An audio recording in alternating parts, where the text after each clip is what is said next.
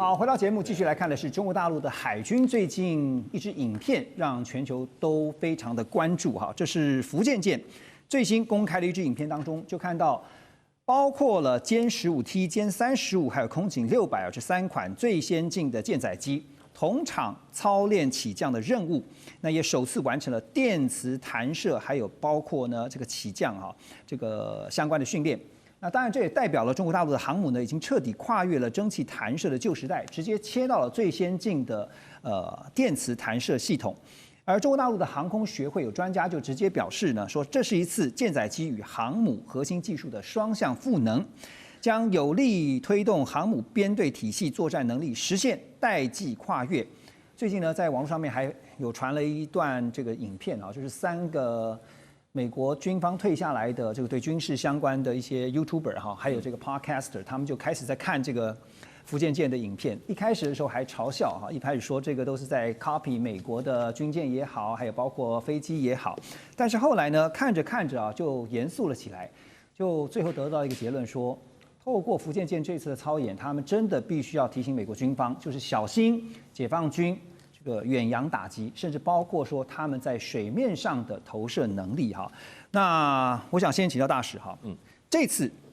我们看到福建舰释出这段影片，当然在这个时候时间点，大家也在讨论。另外，是不是标志着是说中国大陆的海军正式具备刚刚所提到的远洋作战的能力？我们常常提到的是，一个是能力的问题，一个是意图的问题。我觉得作战能力还比较笼统一点，就是说它的打击能力啊，那基本上就变成这个航母本来就是攻击性的武器，它不是防御性的。防御你有岸基的这些都可以啊，你这些攻击性武器就是我把一个浮动的一个怎么讲呢？一个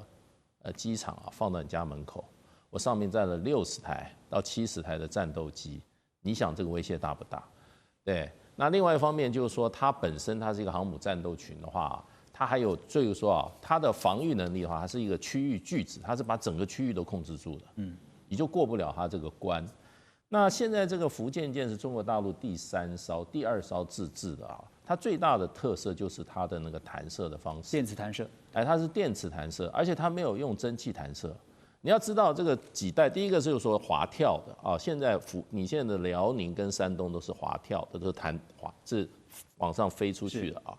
那后来你要平板式的这个甲板的话，你就是什么蒸汽弹射，蒸汽。那现在中国大陆的第3艘没有这个，它直接电磁弹射，光这一点就已经是很大的性能的改进之外它会空出很多空间，因为你要知道电磁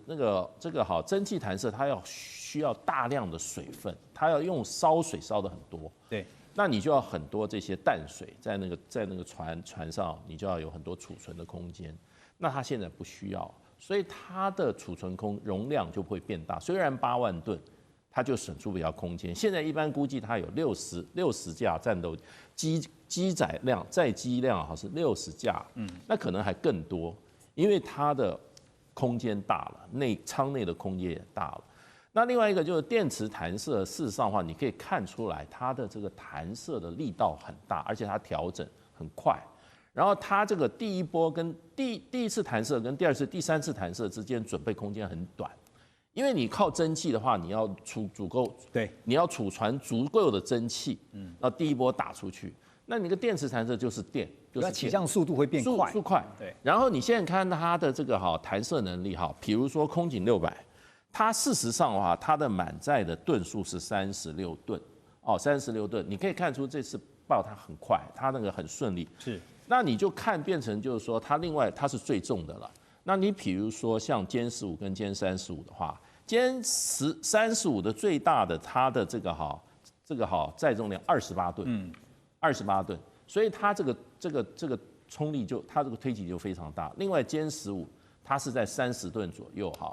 那问题就是说它最大的载重量代表什么？就是说它的载弹量会很大，然后它的载油量是满载，甚至它可以加挂外挂油舱或者外挂电站舱，它都可以外挂。所以它一个飞机上去，它战力就增强很多。但即便是满载，都证明了一件事情是，对于这个推力来讲的话，是绝对可以应付的。绝对可以，它就整个的作战能力就向上。你原来你一个飞机上去，它不能够满载，那你现在它的载弹量就比较大。同样一个歼35不是歼15，它放在这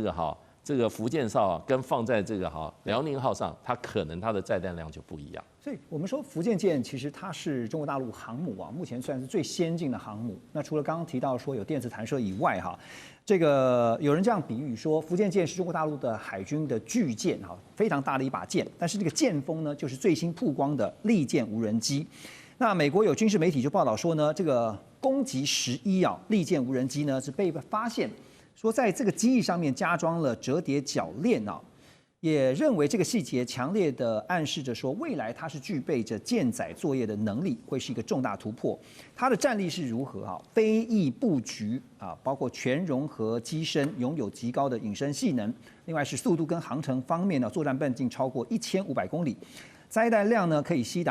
高达这个2000公斤的精准导引炸弹，而且它的作战模式呢，现在具备高度自动化跟人工智慧的辅助能力。所以现在我们如果摊开攻击11的数据跟能力来讲的话，现在又被发现说它在机翼上面加装了这个折叠铰链代表什么样重大的意涵？秉佑，你的了解是？